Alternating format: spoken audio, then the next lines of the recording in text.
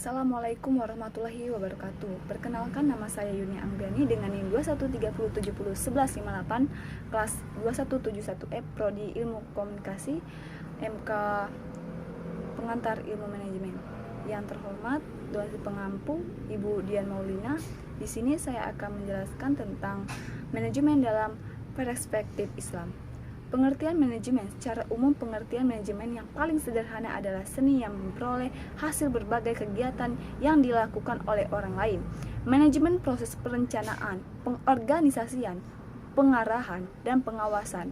Pengertian manajemen juga dapat dilihat dari tiga, yaitu manajemen sebagai suatu proses, manajemen sebagai suatu kolektivitas manusia, manajemen sebagai ilmu, dan sebagai seni.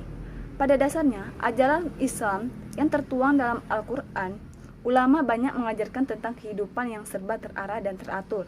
Dalam pelaksanaan sholat, yang menjadi ikon paling sakral dalam Islam, merupakan contoh konkret adanya manajemen yang mengarah kepada keteraturan. Puasa, haji, dan amalia lainnya merupakan pelaksanaan manajemen yang monumental.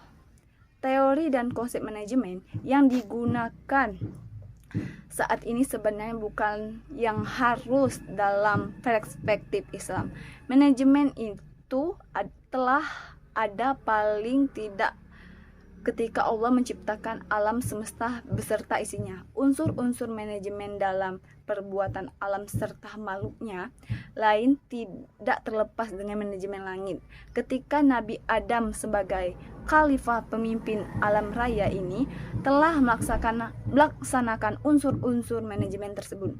Istilah idara dalam manajemen Islam. Istilah manajemen atau idara adalah suatu keadaan timbal balik perusahaan supaya menaati peraturan yang telah ada. Idara dalam pengertian umum adalah segala usaha, tindakan, dan kegiatan manusia yang berhubungan dengan perencanaan dan pengendalian segala sesuatu secara tepat guna. Asal penemuan ilmu manajemen itu bermula dari timbulnya bermacam persoalan yang berhubungan dengan bisnis, sehingga perkembangan menjadi sebuah ilmu yang mencapai berbagai macam tujuan. Perspektif manajemen Islam ada 4 pilar: etika manajemen bisnis dan perspektif Islam seperti yang dicontohkan oleh Nabi Muhammad SAW, yaitu tauhid, adil, kehendak bebas, dan tanggung jawab. Keempat pilar tersebut akan berbentuk konsep etika manajemen yang valid ketika melakukan kontrak kerja dengan perusahaan lain ataupun antara pimpinan dengan bawahan. Konsep pembangun ekonomi Islam pada dasarnya masyarakat atau umat yang melalui sistem perbankan Islam atau ekonomi Islam yang dikembangkan di dalam masyarakat. Ada 4 yang harus dipenuhi untuk dikategorikan sebagai manajemen Islam, yaitu yang pertama, manajemen Islam harus didasari nilai-nilai dan akhlak-akhlak Islam.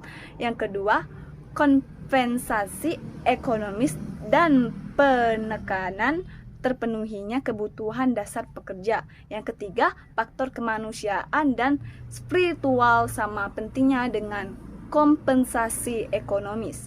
Yang empat, Islami didasari dengan nilai-nilai dan akhlak-akhlak Islam. Itulah saja penjelasan saya. Lebih dan kurang saya mohon maaf. Kepada Allah saya mohon ampun, dan saya akhiri. Wassalamualaikum warahmatullahi wabarakatuh.